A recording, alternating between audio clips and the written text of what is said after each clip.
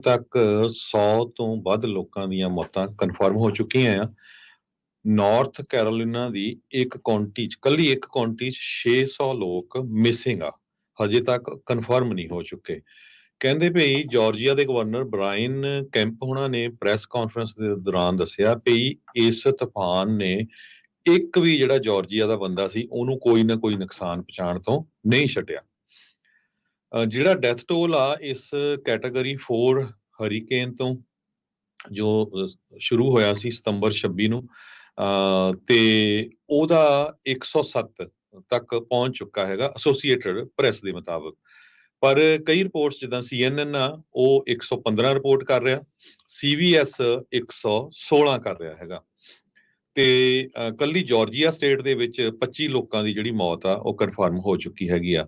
ਬਨਕੌਂਬੀ County ਜੋ north ਕੈਰੋਲਿਨਾ ਦੇ ਵਿੱਚ ਹੈਗੀ ਆ, ਸਭ ਤੋਂ ਜ਼ਿਆਦਾ ਜਿਹੜਾ ਨੁਕਸਾਨ ਆ ਹਰੀਕੇਨ ਦੇ ਨਾਲ ਉੱਥੇ ਹੋਇਆ ਆ। 35 ਲੋਕ ਇਸ ਕਾਉਂਟੀ ਦੇ ਵਿੱਚ ਜਿਹੜੇ ਆ ਉਹਨਾਂ ਦੀ ਮੌਤ ਹੋਈ ਹੈਗੀ ਆ। 600 ਲੋਕ NVC ਤੇ AVC ਦੋਨੋਂ ਹੀ ਕਨਫਰਮ ਕਰ ਰਹੇ ਆ ਵੀ ਹਜੇ ਤੱਕ ਵੀ ਮਿਸਿੰਗ ਹੈਗੇ ਆ। ਹੇਲੇਨ ਜਿਹੜਾ ਹਰੀਕੇਨ ਆ ਇਹ ਵਨ ਆਫ ਦਾ ਡੈਡਲੀਐਸਟ ਹਰੀਕੇਨ ਆ, ਤੂਫਾਨ ਆਇਆ ਜਿਸ ਨੇ ਮੇਨਲੈਂਡ ਯੂਨਾਈਟਿਡ ਸਟੇਟਸ ਨੂੰ ਪਿਛਲੇ 50 ਸਾਲਾਂ ਦੇ ਦੌਰਾਨ ਜੇ ਦੇਖਿਆ ਜਾਵੇ ਹਿੱਟ ਕੀਤਾ ਹੈਗਾ। ਟੈਨਸੀ ਦੇ ਵਿੱਚ ਜਿਹੜਾ ਨਾਰਥ ਈਸਟ ਵਾਲਾ ਏਰੀਆ ਉੱਥੇ 153 ਲੋਕ ਹਜੇ ਵੀ ਮਿਸਿੰਗ ਹੈਗੇ ਆ। ਨਾਰਥ ਕੈਰੋਲਿਨਾ ਦੇ ਗਵਰਨਰ ਰॉय ਕੂਪਰ ਨੇ ਕਿਹਾ ਵੀ ਜਿਹੜੀ ਡੈਥ ਟੋਲ ਆ ਉਹ ਵਧੂਗੀ। 50 ਤੋਂ ਵੱਧ ਜਿਹੜੇ ਰੈਸਕਿਊ ਵਰਕਰਸ ਆ ਉਹ ਇਸ ਟਾਈਮ ਰੈਸਕਿਊ ਕਰਨ ਲੱਗੇ ਹੋਏ ਹੈਗੇ ਆ। 1.5 ਮਿਲੀਅਨ ਲੋਕ ਬਿਨਾਂ ਬਿਜਲੀ ਤੋਂ ਹੈਗੇ ਆ, ਜਿਹਦੇ ਵਿੱਚੋਂ 7,60,000 ਸਾਊਥ ਕੈਰੋਲਿਨਾ ਦੇ ਵਿੱਚ, 5,73,000 ਜਾਰਜੀਆ ਦੇ ਵਿੱਚ ਤੇ 4,58,000 ਨਾਰਥ ਕੈਰੋਲਿਨਾ ਦੇ ਵਿੱਚ। ਲੋਕਾਂ ਦੇ ਪਾਣੀ ਨਹੀਂ ਆ ਰਿਹਾ, ਬਿਜਲੀ ਨਹੀਂ ਹੈ, ਟਾਇਲਟਸ ਨਹੀਂ ਯੂਜ਼ ਹੁੰਦੀਆਂ। ਇਦਾਂ ਦੀਆਂ ਸਟੋਰੀਆਂ ਆ ਰਹੀਆਂ ਵੀ ਲੋਕ ਦਰਖਤ ਲੱਭ ਰਹੇ ਆ ਤਾਂ ਕਿ ਉਹਨਾਂ ਨੂੰ ਜਿਹੜਾ ਆ ਲੱਕੜੀਆਂ ਬਾਲ ਕੇ ਕੁਛ ਨਾ ਕੁਛ ਕੁੱਕ ਕਰ ਸਕਣ। ਸੋ ਇਦਾਂ ਦੀ ਸਿਚੁਏਸ਼ਨ ਜਿਹੜੀ ਆ ਉਹ ਬਣੀ ਹੋਈ ਹੈਗੀ ਆ। ਦੋਨੋਂ ਹੀ ਵਾਈਸ ਪ੍ਰੈਜ਼ੀਡੈਂਟ ਕਮਲਾ ਹੈਰਿਸ ਤੇ ਸਾਬਕਾ ਰਾਸ਼ਟਰਪਤੀ ਪ੍ਰੈਜ਼ੀਡੈਂਟ ਡੋਨਲਡ ਟਰੰਪ ਉਹ ਇਸ ਏਰੀਆ ਨੂੰ ਵਿਜ਼ਿਟ ਕਰਨ ਜਾ ਰਹੇ ਹੈਗੇ ਆ। ਇਹ ਰਿਪੋਰਟਸ ਆਈਆਂ ਹੈਗੀਆਂ। ਪ੍ਰੈਜ਼ੀਡੈਂਟ ਜੋ ਬਾਈਡਨ ਹੋਣਾ ਨੇ ਕਿਹਾ ਵੀ ਅਸੀਂ ਜਿਹੜੀ ਆ ਫੀਮਾ ਨੂੰ ਹਦਾਇਤਾਂ ਦੇਤੀਆਂ, ਜਿੰਨੀ ਵੀ ਹੈਲਪ ਚਾਹੀਦੀ ਹੈਗੀ ਆ ਉਹ ਰਾਈਟ ਵੇ ਕੀਤੀ ਜਾਵੇ। ਪਰ ਰਾਜਕਨ ਵੀ ਇਸੇ ਬੜੀ ਹੈਰਾਨੀ ਦੀ ਗੱਲ ਆ, ਅਜੇ ਤੱਕ ਸਾਨੂੰ ਕੋਈ ਵੀ ਰਿਪੋਰਟ ਨਹੀਂ ਆਈ ਵੀ ਕੋਈ ਜਿਹੜੀ ਸਿੱਖ ਜਥੇਬੰਦੀ ਆ ਜਾਂ ਆਪਣਾ ਕੋਈ ਗੁਰੂ ਘਰ ਆ ਉਹ ਉੱਥੇ ਹੈਲਪ ਕਰ ਰਿਹਾ। ਸਰੋਤਿਆਂ ਨੂੰ ਯਾਦ ਹੋਊਗਾ ਕੁਝ ਸਾਲ ਪਹਿਲਾਂ ਹੈਰਿਸ ਕਾਉਂਟੀ ਦੇ ਵਿੱਚ ਟੈਕਸਸ 'ਚ ਬਹੁਤ ਵੱਡਾ ਤੂਫਾਨ ਆਇਆ ਸੀ ਤੇ ਉਹਦੇ 40 ਦੇ ਕਰੀਬ ਜਿਹੜੇ ਟਰੱਕ ਆ ਉਹ ਸਿੱਖ ਜਥੇਬੰਦੀਆਂ ਵੱਲੋਂ ਯੂਬਾ ਸਿਟੀ ਤੋਂ ਲੈ ਕੇ ਬੇ ਏਰੀਏ ਤੋਂ ਲੈ ਕੇ ਪੂਰੇ ਅਮਰੀਕਾ ਤੋਂ ਉੱਥੇ ਪਹੁੰਚਾਏ ਗਏ ਸੀ। ਤੇ ਜਿਹੜੇ ਸਾਬਕਾ ਸ਼ੈਰਿਫ ਸੰਦੀਪ ਸਿੰਘ ਢਾਲੀਵਾਲ ਜਿਨ੍ਹਾਂ ਦੀ ਬਰਸੀ ਆਪਾਂ ਕੁਝ ਦਿਨ ਪਹਿਲਾਂ ਮਨਾਈ ਵੀ ਆ, ਅਨਫੋਰਚੂਨੇਟਲੀ ਉਹਨਾਂ ਦੀ ਮੌਤ ਹੋ ਗਈ, ਉਹਨਾਂ ਦਾ ਕਤਲ ਕਰ ਦਿੱਤਾ ਗਿਆ। ਪਰ ਉਹ ਉਸ ਟਾਈਮ ਅੱਗੇ ਲੱਗ ਕੇ ਹਰ ਇੱਕ ਜਿਹੜਾ ਵੀ ਸਿੱਖਾਂ ਦਾ ਟਰੱਕ ਜਾ ਰਿਹਾ ਸੀ ਰਾਤ ਦਾ, ਉਹਨੂੰ ਲੈ ਕੇ ਉਹਨਾਂ ਨੇ ਪਿੰਡਾਂ ਦੇ ਏਰੀਏ ਤੱਕ ਜਿੱਥੇ ਕੋਈ ਵੀ ਨਹੀਂ ਪਹੁੰਚਾ ਸਕਦਾ ਸੀ, ਫੀਮਾ ਵੀ ਨਹੀਂ ਪਹੁੰਚਾ ਸਕਦੀ ਸੀ, ਰੈੱਡ ਕਰਾਸ ਵੀ ਨਹੀਂ ਪਹੁੰਚਾ ਸਕਦੀ ਸੀ, ਪਹੁੰਚਾਇਆ ਸੀ। ਸੋ ਸਾਡੀ ਜ਼ਰੂਰ ਪੰਜਾਬੀ ਰੇਡੀਓ USA ਵੱਲੋਂ ਜਿੰਨੀਆਂ ਵੀ ਸਿੱਖ ਆਰਗੇਨਾਈਜੇਸ਼ਨਸ ਆ ਇੰਡੀਵਿਜੂਅਲ ਲੈਵਲ ਤੇ ਉਹਨਾਂ ਨੂੰ ਬੇਨਤੀ ਜ਼ਰੂਰ ਆ ਵੀ ਭਾਈ ਜਿਸ ਮੁਲਕ 'ਚ ਰਹਿੰਦੇ ਆ, ਜਿੱਥੇ ਸਾਨੂੰ ਸਾਰਾ ਕੁਝ ਮਿਲਿਆ ਆ, ਇੱਥੇ ਹੁਣ ਕੁਦਰਤ ਨੇ ਇੰਨੀ ਤਬਾਹੀ ਮਚਾਈ ਆ, ਜ਼ਰੂਰ ਸਾਰਿਆਂ ਨੂੰ ਰਲ ਕੇ ਹੈਲਪ ਕਰਨੀ ਚਾਹੀਦੀ ਆ। ਪੰਜਾਬੀ ਰੇਡੀਓ USA ਰੋਲ ਜਿਹੜਾ ਅਦਾ ਕਰ ਸਕਦਾ, ਆਪਾਂ ਤੁਹਾਡਾ ਮੈਸੇਜ ਜਿਹੜਾ ਆ ਉਹ ਆਪਣੇ ਜਿਹੜੇ ਹੋਰ ਭੈਣ ਭਰਾ ਆ ਉਹਨਾਂ ਤੱਕ ਪਹੁੰਚਾ ਸਕਦੇ ਹੈਗੇ ਆ ਤਾਂ ਕਿ ਜਿਹੜੇ ਆ ਵੱਧ ਤੋਂ ਵੱਧ ਜਿਹੜੇ ਉੱਥੇ ਜਾ ਕੇ ਕਿਸੇ ਨਾ ਕਿਸੇ ਤਰ੍ਹਾਂ ਦੀ ਜਿਹੜੀ ਸੇਵਾ ਆ ਉਹ ਕਰ ਸਕਣ। ਬਿਲਕੁਲ। ਸੋ ਇਹ ਬਹੁਤ ਜ਼ਰੂਰੀ ਹੈ, ਚੰਗੀ ਚੀਜ਼ ਆ। ਵੈਸੇ ਵੀ ਹੁਣ ਆਪਾਂ ਦੇਖੋ ਸਭ ਨੂੰ ਪਤਾ ਵੀ ਨਗਰ ਕੀਰਤਨ ਆ ਰਹੇ ਨੇ, ਸਭ ਨੇ ਸੇਵਾ ਜਿਹੜੀ ਉੱਥੇ ਜਿਹੜੀ ਕਰਨੀ ਆ ਉਹਦੇ ਵਿੱਚ ਵੀ ਵੱਧ ਚੜ ਕੇ ਜਿਹੜੀਆਂ ਸੇਵਾਵਾਂ ਕਰੋ। ਤੇ ਇਹੋ ਜਿਹੇ ਮੌਕਿਆਂ ਦੇ ਉੱਤੇ ਜਿੱਥੇ ਇਸ ਟਾਈਮ ਸਭ ਤੋਂ ਜ਼ਿਆਦਾ ਲੋੜ ਆ, ਤਬਾਹੀ ਦੇ ਮੰਜ਼ਰ ਜਿਹੜੇ ਉਹ ਆਪਾਂ ਨੂੰ ਨਜ਼ਰ ਆ ਰਹੇ ਆ, ਉੱਥੇ ਉਹਨਾਂ ਲੋਕਾਂ ਨੂੰ ਬਹੁਤ ਸਾਰੀਆਂ ਚੀਜ਼ਾਂ ਦੀ ਜਿਹੜੀ ਜ਼ਰੂਰਤ ਰਹਿੰਦੀ ਆ। ਤੇ ਜਿਹੜਾ ਵੀ ਕੋਈ ਜਿੰਨੀ ਵੀ ਸੇਵਾ ਕਰ ਸਕਦਾ ਹੈ ਉਹ ਜਿਹੜੀ ਉਹ ਜ਼ਰੂਰ ਕਰੇ। ਸਾਰੇ ਆਪਣੇ ਹੀ ਲੋਕ ਨੇ, ਆਪਣੇ ਭੈਣ ਭਾਈ ਆ, ਕਿਤੇ ਨਾ ਕਿਤੇ ਜਿਹੜੀ ਉਹ ਜ਼ਰੂਰਤ ਪੈਂਦੀ ਰਹਿੰਦੀ ਹੈ। ਪਰ ਇੱਥੇ ਹਰਜੋਤ ਸਿੰਘ ਜੀ ਇੱਕ ਚੀਜ਼ ਦੇਖਣ ਨੂੰ ਮਿਲਦੀ ਰਹਿੰਦੀ ਹੈ, ਲੱਤਾਂ ਖਿੱਚਣ ਵਾਲੇ ਬਥੇਰੇ ਆ। ਹੁਣ ਜਦੋਂ ਹੋਰ ਥਾਵਾਂ ਦੇ ਉੱਤੇ ਵੀ ਕਿਤੇ ਜਦੋਂ ਸਿੱਖ ਲੰਗਰ ਲਾਉਂਦੇ, ਕਈ ਵਾਰੀ ਉਹ ਕਹਿਣ ਲੱਗ ਜਾਂਦੇ ਦੂਜਿਆਂ ਨੂੰ ਖਵਾਉਣਾ ਛੱਡੋ, ਪਹਿਲੋਂ ਆਪਣਿਆਂ ਦਾ ਜਿਹੜਾ ਉਹ ਸਾਂਭੋ, ਪਰ ਇਹ ਆਪਣੇ ਹੀ ਹੁੰਦੇ ਆ ਜੀ ਸਾਰੇ। ਇਨਸਾਨੀਅਤ ਇਹਨਾਂ ਚੀਜ਼ਾਂ ਦੇ ਵਿੱਚ ਜਿਹੜੀ ਉੱਤੇ ਹੁੰਦੀ ਹੈ, ਇਹਨਾਂ ਨੂੰ ਜ਼ਰੂਰਤ ਹੈ ਇਸ ਟਾਈਮ। ਸੋ ਉਹ ਚੀਜ਼ਾਂ ਨੂੰ ਬਾਕੀ ਸਾਈਡ ਤੇ ਜਿਹੜਾ ਉਹ ਕਰਕੇ ਕਰੋ। ਬਾਕੀ ਹੋਰ ਝਗੜੇ ਝਮੇਲਿਆਂ ਚੋਂ ਨਿਕਲ ਕੇ ਆਹ ਵਾਲੇ ਕੰਮਾਂ ਦੇ ਵਿੱਚ ਜਿਹੜਾ ਆ ਉਹ ਅੱਗੇ ਵਧਣ ਦੀ ਜਿਹੜੀ ਉਹ ਜ਼ਰੂਰਤ ਹੈਗੀ ਆ। ਸੋ ਸਾਊਥ ਕੈਰੋਲੀਨਾ ਦੇ ਵਿੱਚ ਜਿਹੜਾ ਐਸ਼ਵਿਲ ਕਰਕੇ ਇਲਾਕਾ ਆ, ਸ਼ਹਿਰ ਆ, ਉੱਥੇ ਬਹੁਤ ਜ਼ਿਆਦਾ ਜਿਹੜੀ ਤਬਾਹੀ ਆ ਉਹ ਪਹੁੰਚੀ ਆ। ਇਸ ਟਾਈਮ ਪਾਵਰ ਆਊਟੇਜ .us ਦੇ ਮੁਤਾਬਕ 2 ਮਿਲੀਅਨ ਤੋਂ ਵੱਧ ਲੋਕ ਬਿਜਲੀ ਤੋਂ ਬਗੈਰ ਨੇ, ਤੇ ਪ੍ਰੈਜ਼ੀਡੈਂਟ ਬਾਈਡਨ ਨੇ ਕਿਹਾ ਜਿੰਨਾ ਵੀ ਸਮਾਂ ਲੱਗਦਾ ਆ ਉਨੇ ਸਮੇਂ ਦੇ ਲਈ ਅਸੀਂ ਜਿਹੜੇ ਆ ਹਰੀਕੇਨ ਦੇ ਸਰਵਾਈਵਰਸ ਆ, ਹਲੇਨ ਦੇ ਸਰਵਾਈਵਰਸ ਆ, ਉਹਨਾਂ ਦੇ ਨਾਲ ਆ। ਫੈਡਰਲ ਸਰਕਾਰ ਤੁਹਾਡੀ ਜਿਹੜੀ ਲਗਾਤਾਰ ਮਦਦ ਜਿਹੜੀ ਆ ਉਹ ਕਰਦੀ ਰਹੂਗੀ। ਤੇ ਕਹਿੰਦੇ ਵੀ ਜਿੱਦਾਂ ਮੈਂ ਪਹਿਲਾਂ ਵੀ ਕਿਹਾ, ਜਿੰਨੀ ਦੇਰ ਤੱਕ ਇਹ ਜੌਬ ਪੂਰੀ ਤਰ੍ਹਾਂ ਫਿਨਿਸ਼ ਨਹੀਂ ਹੋ ਜਾਂਦੀ ਉਨੀ ਦੇਰ ਤੱਕ ਅਸੀਂ ਤੁਹਾਡੇ ਨਾਲ ਆ। ਕਾਂਗਰਸ ਨੂੰ ਜਿਹੜਾ ਉਹਨਾਂ ਨੇ ਕਿਹਾ ਵੀ ਉਹ ਆਖਣਗੇ ਵੀ ਸਪਲੀਮੈਂਟ ਫੰਡਿੰਗ, ਜਿਹੜੀ ਐਕਸਟਰਾ ਫੰਡਿੰਗ ਆ, ਉਹ ਰਿਕਵਰੀ ਐਫਰਟਸ ਦੇ ਲਈ, ਇਹਨਾਂ ਰਾਹਤ ਕਾਰਜਾਂ ਦੇ ਲਈ ਜਿਹੜੀ ਉਹ ਵੱਧ ਤੋਂ ਵੱਧ ਜਿਹੜੀ ਉਹ ਦਿੱਤੀ ਜਿਹੜੀ ਹੋ ਜਾਵੇ। ਉਧਰ ਜਿਹੜੇ ਟ੍ਰੋਪੀਕਲ ਸਟਾਰਮਸ ਹੋਰ ਵੀ ਆ ਸਕਦੇ ਨੇ, ਸੰਭਾਵਨਾ ਜਿਹੜੀ ਉਹ ਬਣ ਸਕਦੀ ਆ ਇਸ ਮੌਕੇ। ਹੁਣ ਦੇਖੋ ਆਪਾਂ ਅਕਤੂਬਰ ਦੇ ਵਿੱਚ ਆ ਰਹੇ ਆ ਤੇ ਇੱਥੇ 100 ਡਿਗਰੀ ਤੋਂ ਉੱਤੇ ਟੈਂਪਰੇਚਰ ਜਿਹੜਾ ਉਹ ਜਾਣਾ ਹੈ। ਸੋ ਮੌਸਮ ਦੀ ਜਿਹੜੀ ਵੇਰੀਏਸ਼ਨ ਆ, ਐਕਸਟ੍ਰੀਮ ਜਿਹੜਾ ਵੈਦਰ ਆ, ਕਲਾਈਮੇਟ ਚੇਂਜ ਆ, ਇਸ ਨੇ ਦੁਨੀਆ ਦੇ ਪੈਰਾਂ ਹੇਠੋਂ ਜਿਹੜੀ ਜ਼ਮੀਨ ਕੱਢੀ ਪਈ ਆ। ਮੈਂ ਕਿੰਨੇ ਸਾਲਾਂ ਤੋਂ ਆਪਾਂ ਹਰਜੋਤ ਸਿੰਘ ਜੀ ਗੱਲ ਕਰਦੇ ਆ ਰਹੇ ਆ ਵੀ ਕੋਈ ਵੀ ਮੁਲਕ ਸਟੇਬਲ ਨਹੀਂ ਰਹਿ ਸਕਦਾ ਜਦੋਂ ਹਰ ਸਾਲ billions of dollar the infrastructure ਜਿਹੜਾ ਤੁਹਾਡਾ ਤੁਸੀਂ ਲੂਜ਼ ਕਰਦੇ ਜਾਓ, ਜਿਹੜੇ ਸੈਂਕੜੇ ਲੋਕਾਂ ਦੀਆਂ ਜਿਹੜੀਆਂ ਉਹ ਮੌਤਾਂ ਹੁੰਦੀਆਂ ਜਾਣ। ਸੋ ਇਸ ਨੂੰ ਰਿਐਲਿਟੀ ਨੂੰ ਸਮਝਦੇ ਹੋਏ ਇਸ ਦੇ ਲਈ ਵੀ ਜਿਹੜੇ ਸਖਤ ਕਦਮਾਂ ਦੀ ਜ਼ਰੂਰਤ ਆ, ਪਰ ਇਸ ਦੇ ਵਿੱਚ ਜਿਹੜੀ ਪੋਲਿਟਿਕਸ ਆ ਉਹ ਕਿਸੇ ਤਣ ਪੱਤਣ ਜਿਹੜੀ ਆ ਉਹ ਗੱਲ ਨੂੰ ਲੱਗਣ ਨਹੀਂ ਦਿੰਦੀ। ਜਦ ਤਾਂ ਤਬਾਹੀ ਚੱਲ ਰਹੀ ਆ, ਮੀਂਹ ਪੈ ਰਹੇ ਆ, ਇਹ ਪਾਣੀ ਆ ਰਿਹਾ ਆ, ਉਦੋਂ ਵੱਖਰੀ ਆ, ਪਰ ਜਦੋਂ ਮੀਂਹ ਹਟ ਜਾਂਦੇ ਆ, ਪਾਣੀ ਖੜ ਜਾਂਦਾ ਆ, ਉਦੋਂ ਬਿਮਾਰੀਆਂ ਦਾ ਡਰ, ਉਦੋਂ ਲੋਕਾਂ ਨੂੰ ਅਸਲ 'ਚ ਜਿਹੜਾ ਉਦੋਂ ਪਤਾ ਲੱਗਦਾ ਹੈ ਵੀ ਘਰਾਂ ਦੇ ਵਿੱਚ ਕਿੰਨੀ ਜਿਹੜੀ ਤਬਾਹੀ ਆ, ਕਿੰਨੀ ਜਿਹੜੀ ਗਾਰ ਆ, ਉਹ ਉੱਥੇ ਤੱਕ ਜਿਹੜੀ ਉਹ ਪਹੁੰਚੀ ਹੋਈ ਆ। ਸੋ ਉੱਥੇ ਜਿਹੜੇ ਦਰਿਆ ਵਗਦੇ ਨੇ ਬਲੂ ਰਿਜ ਮਾਊਂਟੇਨਸ ਦੇ ਇਰਦ ਗਿਰਦ, ਉਹ ਹੁਣ ਪਾਣੀ ਭਾਵੇਂ ਉਹਨਾਂ ਦੇ ਵਿੱਚ ਘਟ ਚੁੱਕਾ ਹੈ, ਪਰ ਜਦ ਪਾਣੀ ਵਧਿਆ ਸੀ ਮੀਂਹਾਂ ਦੇ ਕਰਕੇ, ਇਸ ਜਿਹੜੇ ਹਰੀਕੇਨ ਦੇ ਕਰਕੇ, ਉਹਨੇ ਲੋਕਾਂ ਨੂੰ ਕਿਸੇ ਜੋਗਾ ਵੀ ਜਿਹੜਾ ਉਹ ਨਹੀਂ ਛੱਡਿਆ ਹੈਗਾ। ਸੋ ਹਿਸਟੋਰਿਕ ਜਿਹੜੇ ਸਟਾਰਮਸ ਆ ਉਹਨਾਂ ਦੇ ਕਰਕੇ ਜਿਹੜੀ ਬਹੁਤ ਵੱਡੀ ਜਿਹੜੀ ਮੁਸ਼ਕਲ ਆ ਉਸ ਦਾ ਸਾਹਮਣਾ ਜਿਹੜਾ ਆ ਸਾਰੇ ਲੋਕਾਂ ਨੂੰ ਹੀ ਕਰਨਾ ਜਿਹੜਾ ਉਹ ਪੈ ਰਿਹਾ ਆ। ਲੋਕ ਪਰੇਸ਼ਾਨ ਨੇ ਵੀ ਹੋਊਗਾ ਕਿ ਘਰਾਂ ਦੇ ਘਰ ਰੁੜਦੇ ਜਿਹੜੇ ਉਹ ਨਜ਼ਰ ਆ ਰਹੇ ਆ, ਜਿੱਦਾਂ ਕੋਈ ਜਿਹੜੀ ਉਹ ਕਿਸ਼ਤੀ ਜਿਹੜੀ ਉਹ ਜਾ ਰਹੀ ਹੋਵੇ, ਲੋਕਾਂ ਦੀਆਂ ਗੱਡੀਆਂ, ਹੁਣ ਸਾਰਾ ਕੁਛ ਜਿਹੜਾ ਇਸ ਟਾਈਮ ਪੂਰੀ ਤਰ੍ਹਾਂ ਕੰਮ ਖਰਾਬ ਹੋਇਆ ਪਿਆ ਆ। ਜਿਹੜੇ ਉੱਥੋਂ ਦੇ ਗਵਰਨਰ ਨੇ ਸਾਊਥ ਕੈਰੋਲੀਨਾ ਦੇ, ਉਹ ਲੋਕਾਂ ਨੂੰ ਸ਼ਾਂਤੀ ਤੇ ਸਬਰ ਬਣਾ ਕੇ ਰੱਖਣ ਦੇ ਲਈ ਆਖ ਰਹੇ ਆ। ਕਹਿੰਦੇ ਵੀ ਅਸੀਂ ਟਰਾਈ ਕਰ ਰਹੇ ਆ ਜਲਦੀ ਤੋਂ ਜਲਦੀ ਜਿਹੜੀ ਪਾਵਰ ਆ ਉਹ ਲੋਕਾਂ ਦੀ ਜਿਹੜੀ ਉਹ ਵਾਪਸ ਆ ਸਕੇ। ਅਜੇ ਇੱਦਾਂ ਦੇ ਹਾਲਾਤ ਜਿਹੜੇ ਆ ਉਹ ਬਹੁਤ ਮੁਸ਼ਕਲ ਜਿਹੜੇ ਉਹ ਬਣੇ ਪਏ ਹੈਗੇ ਆ। ਸੋ ਦੇਖੋ ਅੱਗੇ ਕੀ ਬਣਦਾ ਆ, ਪਰ ਜਿਹੜੀਆਂ ਤਸਵੀਰਾਂ ਜੋ ਲੇਟੈਸਟ ਆ ਰਿਹਾ ਹੈ ਹਰਜੋਤ ਸਿੰਘ ਜੀ, ਉਹ ਬਹੁਤ ਹੀ ਖਤਰਨਾਕ, ਦਿਲ ਕੰਬਾਊ ਜਿਹੜੀਆਂ ਤਸਵੀਰਾਂ ਉਹ ਆ ਰਹੀਆਂ ਆ। ਜਿੱਦਾਂ ਤੁਸੀਂ ਦੱਸ ਰਹੇ ਸੀ ਵੀ 100 ਤੋਂ ਵੱਧ ਜਿਹੜੀਆਂ ਮੌਤਾਂ ਹੋਈਆਂ ਆ, ਹਰ ਇੱਕ ਸੂਬੇ ਦੇ ਵਿੱਚ ਇਹ ਜਿਹੜੀਆਂ ਮੁਸ਼ਕਲਾਂ ਦਾ ਸਾਹਮਣਾ ਲੋਕਾਂ ਨੂੰ ਇਸ ਟਾਈਮ ਕਰਨਾ ਜਿਹੜਾ ਉਹ ਪੈ ਰਿਹਾ ਹੈਗਾ ਆ। ਤੇ ਇਸ ਦੇ ਜਿਹੜੇ ਆંકੜੇ ਆ ਇਹ ਹੋਰ ਵਧਣ ਦੇ ਕਿਆਸ ਰਹੀਆਂ ਨੇ, ਇਹ ਵੱਧ ਜਾਣੇ ਆ, ਕਿਉਂਕਿ ਅਜੇ ਵੀ ਜਿਹੜੇ ਸੈਂਕੜੇ ਲੋਕ ਆ ਉਹ ਮਿਸਿੰਗ ਦੱਸੇ ਜਾ ਰਹੇ ਜੀ। ਸੋ ਟੋਟਲ ਹੁਣ ਤੱਕ 115 ਮੌਤਾਂ ਕਨਫਰਮ ਹੋ ਚੁੱਕੀਆਂ, ਜਿਨ੍ਹਾਂ ਚ ਨਾਰਥ ਕੈਰੋਲੀਨਾ ਚ 47, ਸਾਊਥ ਕੈਰੋਲੀਨਾ 26, ਜਾਰਜੀਆ ਚ 25, ਫਲੋਰੀਡਾ ਚ 11, ਟੈਨਸੀ ਚ 4 ਤੇ ਵਰਜੀਨੀਆ ਚ 2।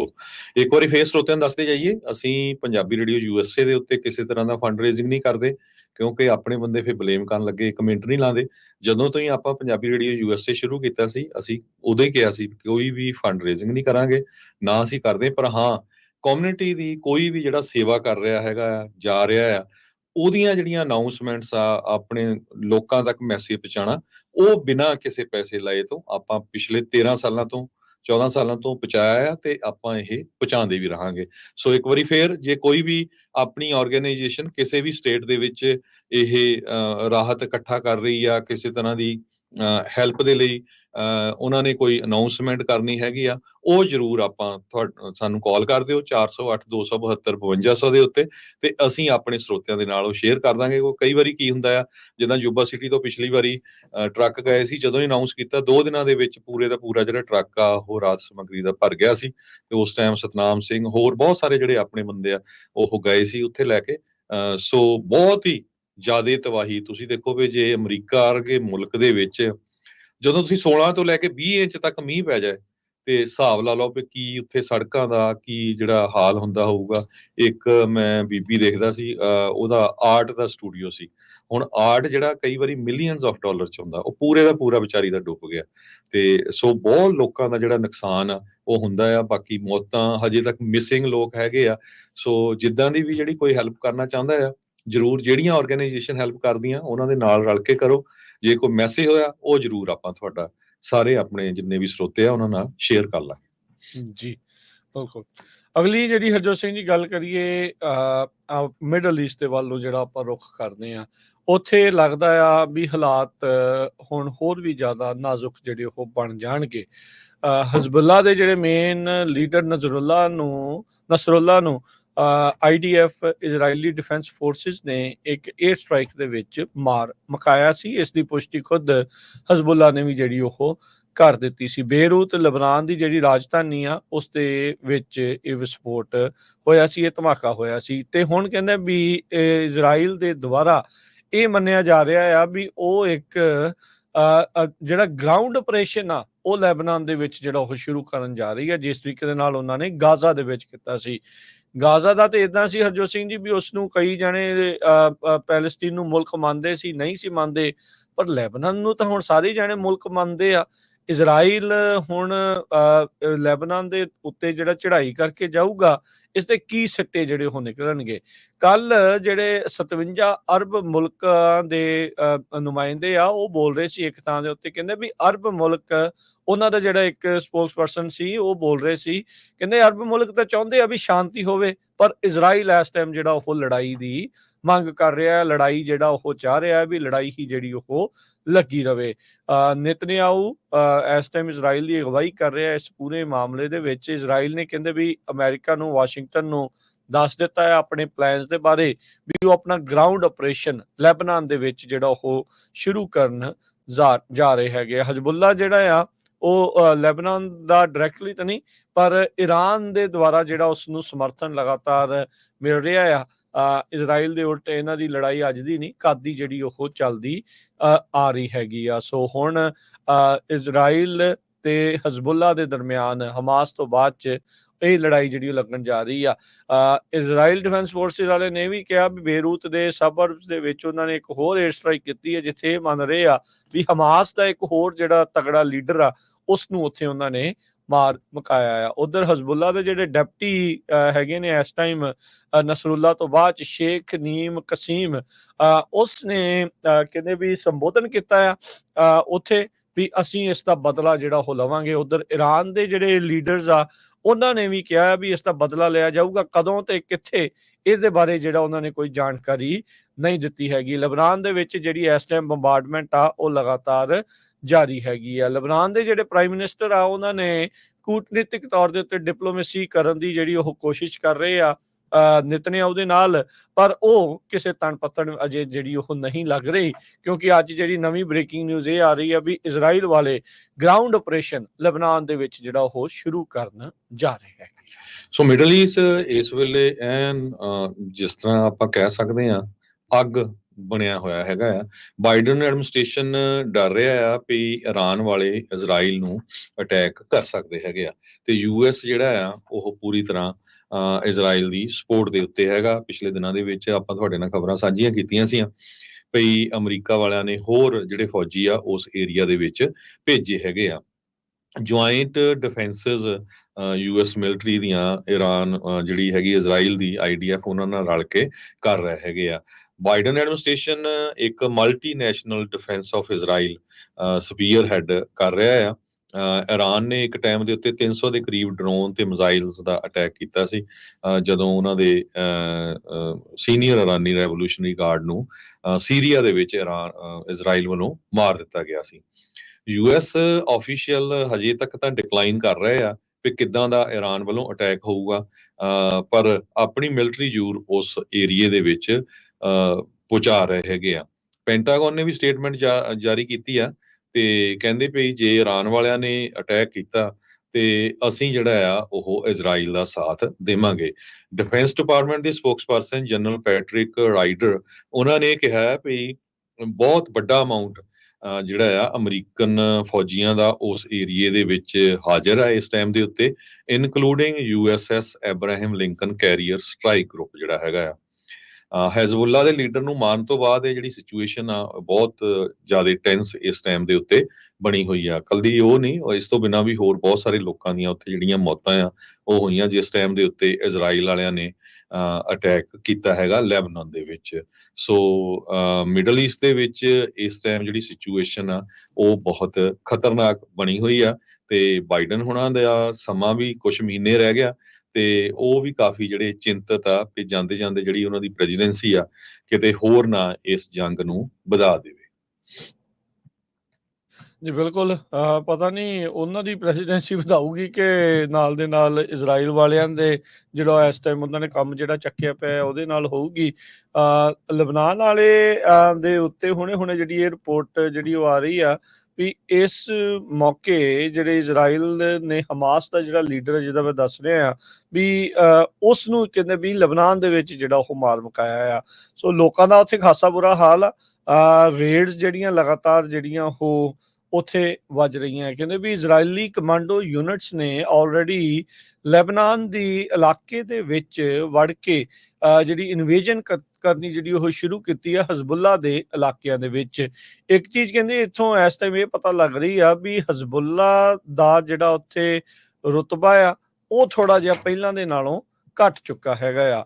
ਕਹਿੰਦੇ ਵੀ ਅਮਰੀਕੀ 2000 ਪਾਉਂਡ ਵਾਲਾ ਜਿਹੜਾ ਬੰਬ ਆ ਉਸ ਦੀ ਵਰਤੋਂ ਕੀਤੀ ਗਈ ਸੀਗੀ। ਹਜ਼ਬੁੱਲਾ ਦਾ ਜਿਹੜਾ ਚੀਫ ਆ ਹਸਨ ਨਸਰੱਲਾ ਉਸ ਨੂੰ ਜਿਹੜਾ ਉਹ ਮਾਰਨ ਦੇ ਲਈ CNN ਕਹਿੰਦੇ ਆ ਵੀ ਉਹਨਾਂ ਨੇ ਐਨਾਲਿਸਿਸ ਕਰਕੇ ਜਿਹੜਾ ਉਹ ਦੱਸਿਆ ਹੈਗਾ ਆ। ਕਹਿੰਦੇ ਵੀ ਵੀਡੀਓ ਜਿਹੜੀ ਪਬਲਿਸ਼ ਕੀਤੀ ਗਈ ਸੀ ਇਜ਼ਰਾਈਲੀ ਮਿਲਟਰੀ ਦੇ ਦੁਆਰਾ ਸ਼ਨੀਚਰਵਾਰ ਨੂੰ, ਜਿਸ ਦੇ ਵਿੱਚ ਦਿਖਾਇਆ ਗਿਆ ਸੀਗਾ ਵੀ ਜੈਟ ਜਿਹੜੇ ਉਹ ਬਰੂਦ ਲਈ ਜਾਂਦੇ ਆ ਤੇ ਕਹਿੰਦੇ ਵੀ ਉੱਥੋਂ ਇਹ ਪਤਾ ਲੱਗਾ ਸੀਗਾ ਵੀ USA ਮੇਡ BLU Blue 109 ਜਿਹੜੀ ਆ ਉਹ ਬੰਬ ਦੀ ਵਰਤੋਂ ਕੀਤੀ ਗਈ ਆ ਇਸ ਬੈਰੂਤ ਦੇ ਉਸ ਇਲਾਕੇ ਦੇ ਵਿੱਚ ਉਸ ਬਿਲਡਿੰਗ ਦੇ ਉੱਤੇ ਸੁੱਟਣ ਦੇ ਲਈ ਜਿੱਥੇ ਨਸਰੱਲਾ ਜਿਹੜਾ ਉਹ ਮੰਨਿਆ ਜਾ ਰਿਹਾ ਸੀ, ਜਿਸ ਨੂੰ ਉੱਥੇ ਉਹਨਾਂ ਨੇ ਮਾਰ ਮੁਕਾਇਆ ਹੈਗਾ। ਕਹਿੰਦੇ ਵੀ ਗਰੁੱਪ ਇਸ ਟਾਈਮ ਡਿਕਲਾਈਨ ਦੇ ਵਿੱਚ ਚੱਲ ਰਿਹਾ ਹੈ। ਸ਼ੀਆ ਜਿਹੜੇ ਮੁਸਲਮਾਨ ਨੇ ਉਹਨਾਂ ਦੀ ਜਿਹੜੀ ਇਹ ਪੈਰਵਾਈ ਕਰਦਾ ਹਜ਼ਬੁੱਲਾ ਦਾ ਇਹ ਗਰੁੱਪ ਹੈਗਾ ਆ, ਜਿਸ ਨੂੰ ਸ਼ੀਆ ਲੈਡ ਜਿਹੜਾ ਇੱਕੋ ਇੱਕ ਮੁਲਕ ਇਰਾਨ ਵਾਲੇ ਉਹਨਾਂ ਦਾ ਜਿਹੜਾ ਇਸ ਟਾਈਮ ਸਮਰਥਨ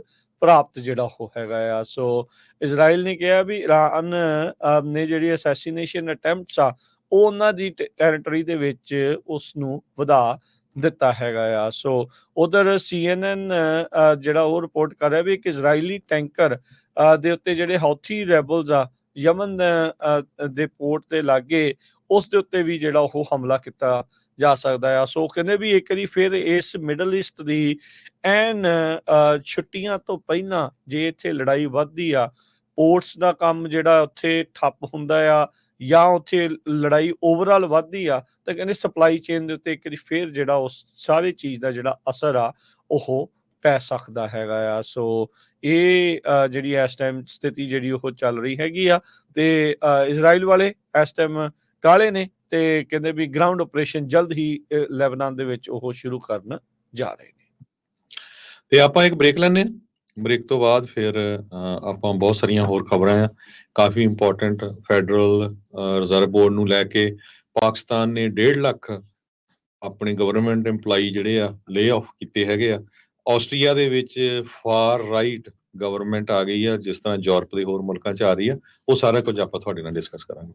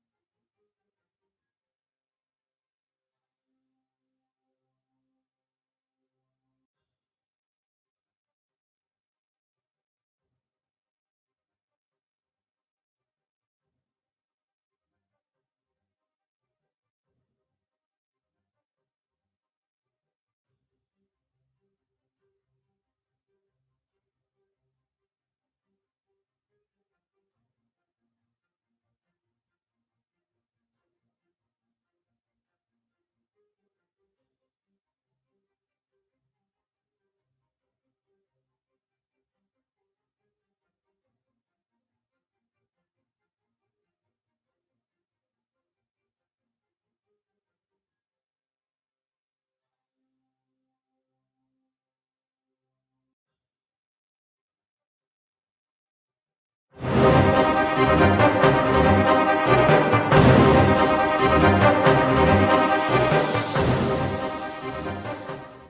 तो बाद एक बारी फिर आप सबका स्वागत है। सो तो प्रोग्राम चल रहा है जी अपना इस मौके अपडेट अमेरिका। हरजोत सिंह जी जी ਨੂੰ ਇੱਕ ਵਾਰੀ ਫਿਰ ਸਵਾਗਤ ਹੈ। ਸਤਿ ਸ਼੍ਰੀ ਅਕਾਲ ਜੀ। ਸਤਿ ਸ਼੍ਰੀ ਅਕਾਲ, ਧੰਨਵਾਦ ਜੀ ਆਇਆਂ ਨੂੰ। ਅਗਲੀ ਖਬਰ ਵੱਲ ਚੱਲੀਏ ਤੇ ਡਿਕੰਬੇ ਮਟੁੰਬੋ ਇਹ NBA ਦਾ ਪਲੇਅਰ ਸੀ, 58 ਸਾਲਾਂ ਦਾ, ਤੇ ਇਸ ਦੀ ਜਿਹੜੀ ਆ ਮੌਤ ਹੋ ਗਈ। ਕੰਗੋ ਦਾ ਰਹਿਣ ਵਾਲਾ ਕੰਬੋ ਅਮਰੀਕਾ ਦੇ ਵਿੱਚ ਡਾਕਟਰ ਬਣਨ ਆਇਆ ਸੀ ਤੇ 7 ਫੁੱਟ 2 ਇੰਚ ਇਹਦੀ ਹਾਈਟ ਸੀਗੀ। ਉਸ ਤੋਂ ਬਾਅਦ ਜਦੋਂ ਆਇਆ ਤੇ ਉਹਦੇ ਪੇਰੈਂਟਸ ਨੇ ਕਿਹਾ ਵੀ NBA ਸਪੋਰਟਸ ਵੱਲ ਜਾਣਾ ਚਾਹੀਦਾ ਹੈਗਾ, ਤੇ 18 ਸੀਜ਼ਨ NBA ਦੇ ਜਿਹੜੇ ਆ ਉਸਨੇ ਖੇਲੇ ਤੇ ਬਹੁਤ ਤਕੜਾ ਪਲੇਅਰ ਸੀ। ਤੇ ਅੱਜ ਉਸ ਦੀ ਜਿਹੜੀ ਆ 58 ਸਾਲਾਂ ਦਾ ਸੀ, ਕੈਂਸਰ ਦੇ ਨਾਲ ਮੌਤ ਹੋ ਗਈ ਜੀ। ਅਗਲੀ ਗੱਲ ਕਰੀਏ, ਜਿੱਦਾਂ ਬ੍ਰੇਕ ਤੋਂ ਪਹਿਲਾਂ ਤੁਸੀਂ ਆਸਟਰੀਆ ਦੀ ਗੱਲ ਦੱਸੀ ਸੀ। ਆਸਟਰੀਆ ਦੇ ਵਿੱਚ ਜਿਹੜੀ ਇੱਕ ਫਾਰ ਰਾਈਟ ਜਿਹੜੀ ਪਾਰਟੀ ਆ, ਉਸ ਦੀ ਇਲੈਕਸ਼ਨ ਦੇ ਵਿੱਚ ਜਿੱਤ ਤੋਂ ਬਾਅਦ ਚ ਕਹਿੰਦੇ ਵੀ ਉਸਨੇ ਨਵੇਂ ਇੱਕ ਐਰਾ ਆ ਉਸ ਦੀ ਸ਼ੁਰੂਆਤ ਉੱਥੇ ਕਰ ਦਿੱਤੀ ਆ। ਫਰੀडम ਪਾਰਟੀ ਉੱਥੇ ਦੀ ਜਿਹੜੀ Austria the for right party ਆ, ਉਹਦੇ ਜਿਹੜੇ ਲੀਡਰ ਹਰਬਰਟ ਕਿਕਲ, ਉਸਨੇ ਆਪਣੇ ਸਪੋਰਟਰਸ ਨੂੰ ਜਿਹੜੇ ਖੁਸ਼ੀ ਦੇ ਵਿੱਚ ਇਹ ਸਾਰੀਆਂ ਚੀਜ਼ਾਂ ਜਿਹੜੀਆਂ ਉਹ ਦੱਸੀਆਂ। ਕਿਕਲ ਦੀ ਪਾਰਟੀ ਨੇ, ਫਰੀडम ਪਾਰਟੀ ਨੇ 29.1% ਜਿਹੜੀਆਂ ਵੋਟਾਂ ਆ ਉੱਥੋਂ ਦੇ ਪ੍ਰੋਵੀਜ਼ਨਲ ਰਿਜ਼ਲਟਸ ਜਿਹੜੇ ਆਏ ਆ, ਮੁੱਢਲੇ ਰਿਜ਼ਲਟਸ ਆ ਉਹਦੇ ਵਿੱਚ ਜਿੱਤੀਆਂ ਆ। ਇਹ 3 ਪੁਆਇੰਟ ਵੱਧ ਨੇ ਉੱਥੋਂ ਦੀ ਜਿਹੜੀ ਪੁਰਾਣੀ ਕੰਜ਼ਰਵੇਟਿਵ ਪਾਰਟੀ ਆ, ਪੀਪਲ ਪਾਰਟੀ, ਉਸ ਦੇ ਨਾਲੋਂ, ਜੋ ਕਿ 26.4% ਦੇ ਉੱਤੇ ਰਹੀ ਹੈਗੀ ਆ। ਯੂਰਪ ਦੇ ਵਿੱਚ ਫਾਰ ਰਾਈਟ ਦੀ ਜਿਹੜੀ ਸਕਸੈਸ ਦੇ ਵਿੱਚ ਇੱਕ ਨਵੀਂ ਕੜੀ ਜਿਹੜੀ ਆ ਕਹਿੰਦੇ ਵੀ ਉਹ ਜੁੜੀ ਆ।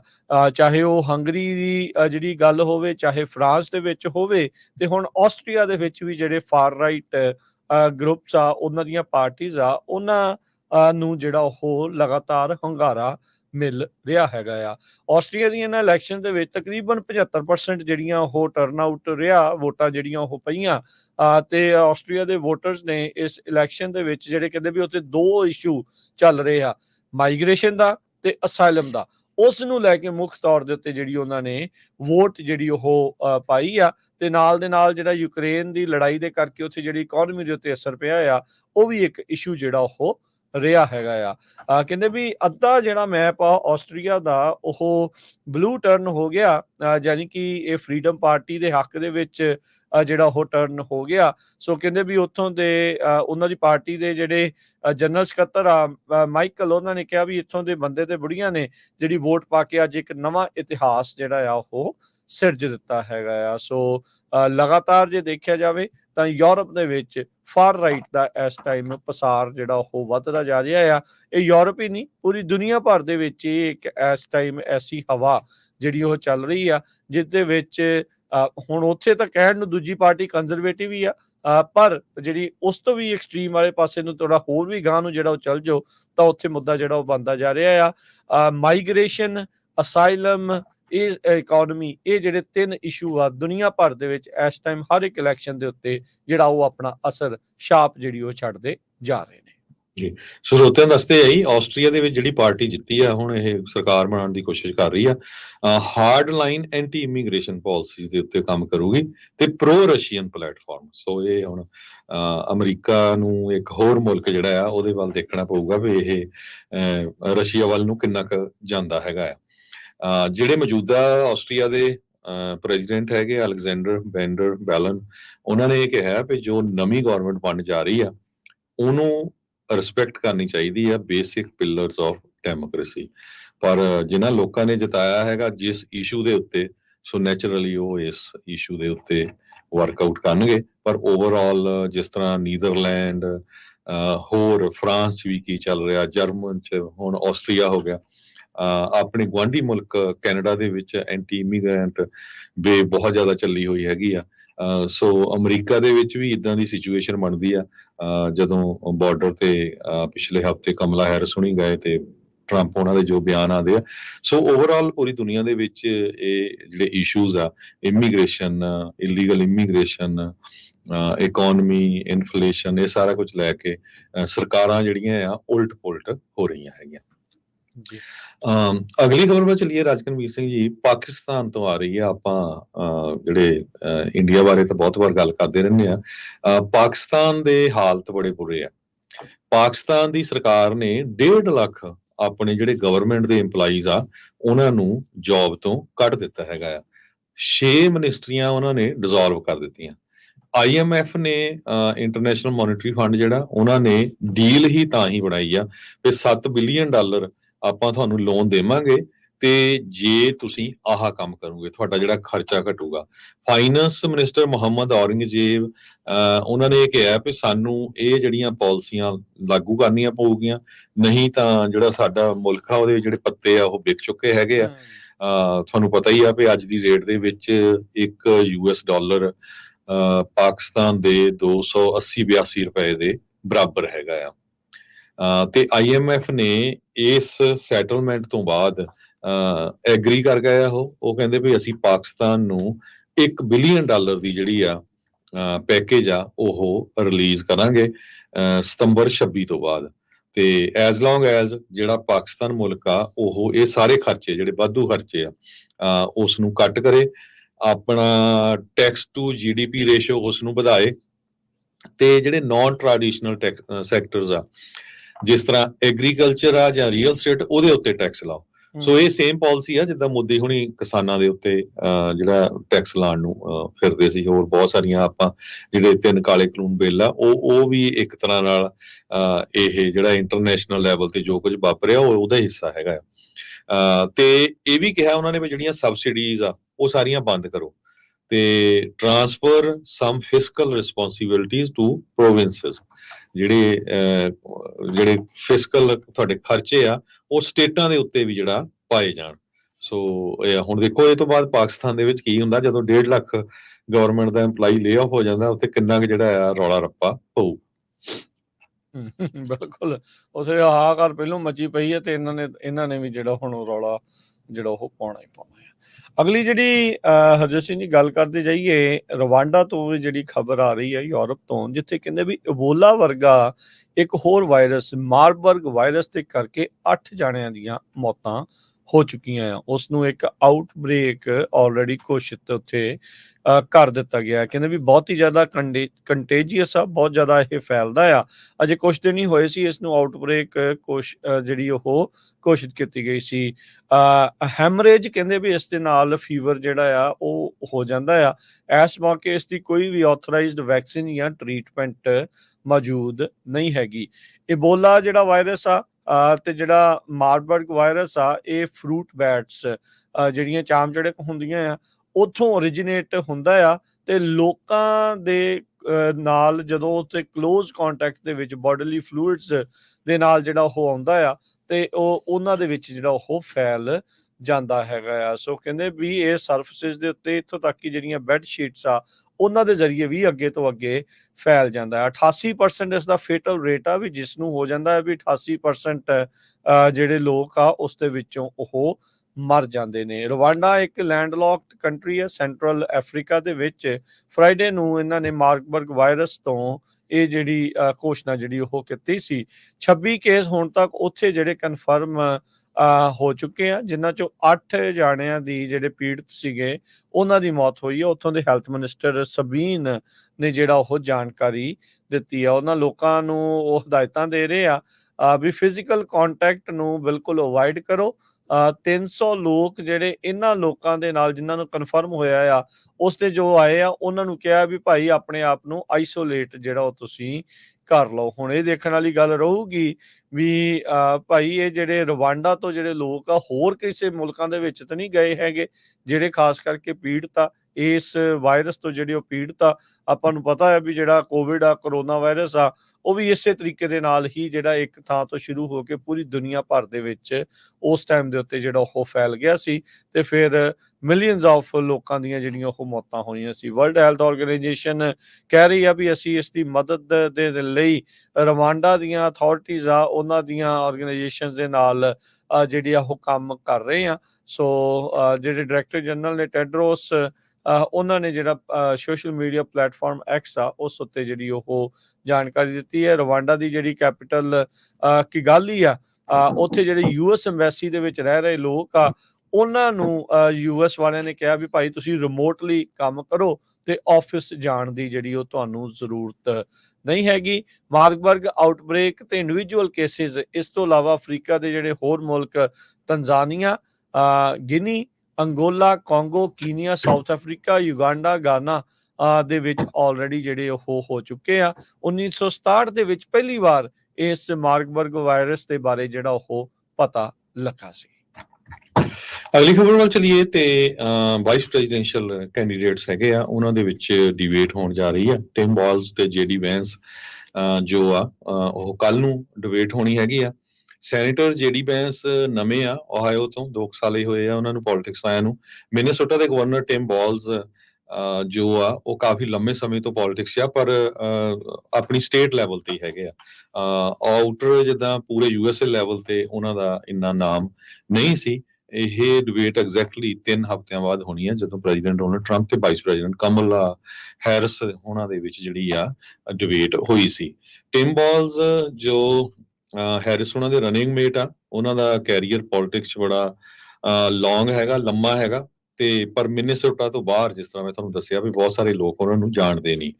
ਜੋ ਬੈਂਸ ਆ ਉਹਨਾਂ ਦੀ ਇੱਕ ਬੁੱਕ ਜਿਹੜੀ ਹੈਗੀ ਆ ਹਿਲਬਲੀ ਐਲਗੀ, ਇਹ ਬੜੀ ਮਸ਼ਹੂਰ ਹੋਈ ਸੀ ਤੇ ਉਹ 2022 ਦੇ ਵਿੱਚ ਪਹਿਲੀ ਵਾਰੀ ਸੈਨੇਟ 'ਚ ਇਲੈਕਟ ਹੋਏ ਸੀ।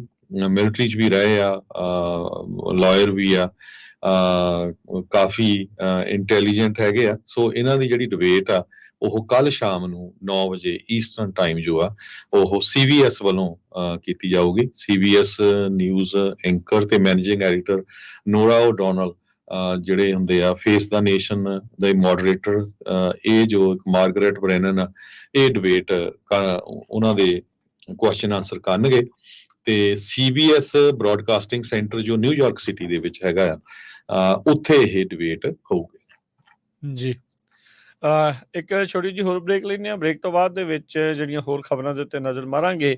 ਇੱਕ ਹੋਰ ਨਿਊਕਲੀਅਰ ਪਲਾਂਟ ਚਾਲੂ ਹੋ ਸਕਦਾ ਹੈ ਅਮਰੀਕਾ ਦੇ ਵਿੱਚ, ਕੀ ਆ ਉਸ ਦੇ ਬਾਬਤ ਉਹ ਦੱਸਦੇ ਹਾਂ। ਐਜੂਕੇਸ਼ਨ ਡਿਪਾਰਟਮੈਂਟ ਨੇ ਸਟੂਡੈਂਟ ਲੋਨਸ ਦੇ ਬੋਰੋਵਰਸ ਨੂੰ ਕੀ ਹੋਰ ਨਵੀਆਂ ਹਦਾਇਤਾਂ ਦਿੱਤੀਆਂ, ਉਹ ਵੀ ਦੱਸਾਂਗੇ। ਜੁੜੇ ਰਹੋ ਇੱਦਾਂ ਹੀ ਪੰਜਾਬੀ ਰੇਡੀਓ USA ਦੇ ਨਾਲ।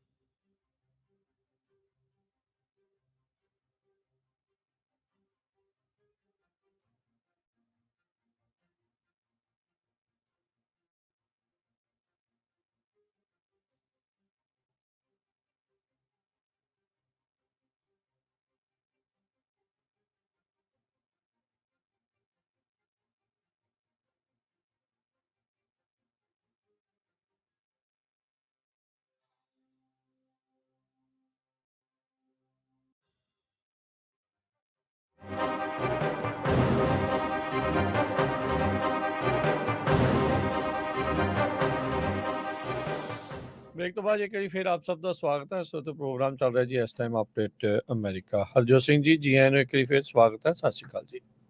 ਸਤਿ ਸ਼੍ਰੀ ਅਕਾਲ, ਧੰਨਵਾਦ ਜੀ ਆਇਆਂ ਨੂੰ। ਫੈਡਰਲ ਜਿਹੜੀ ਸਰਕਾਰ ਆ ਉਹਨਾਂ ਨੇ ਜਿਹੜਾ ਉਹ ਦੱਸਿਆ ਵੀ ਉਹਨਾਂ ਨੇ $1.5 ਬਿਲੀਅਨ ਦਾ ਜਿਹੜਾ ਲੋਨ ਆ ਪੈਲੀਸੇਡਸ ਕਰਕੇ ਜਿਹੜਾ ਨਿਊਕਲੀਅਰ ਪਲਾਂਟ ਆ ਉਸ ਦੇ ਵਿੱਚ ਉਹ ਦੇਣਗੇ। ਮਿਸ਼ੀਗਨ ਦੇ ਵਿੱਚ ਇਹ ਨਿਊਕਲੀਅਰ ਪਲਾਂਟ ਆ ਜਿਸ ਦੇ ਵਿੱਚ ਬਿਜਲੀ ਦਾ ਉਤਪਾਦਨ ਜਿਹੜਾ ਆ ਉਹ ਹੁਣ ਕੀਤਾ ਜਾਊਗਾ। ਕਹਿੰਦੇ ਵੀ ਇਸ ਦੇ ਨਾਲ 1.3 ਬਿਲੀਅਨ ਦੀਆਂ ਜਿਹੜੀਆਂ ਸਬਸਿਡੀਜ਼ ਆ ਉਹ ਵੀ ਦਿੱਤੀਆਂ ਜਾਣਗੀਆਂ।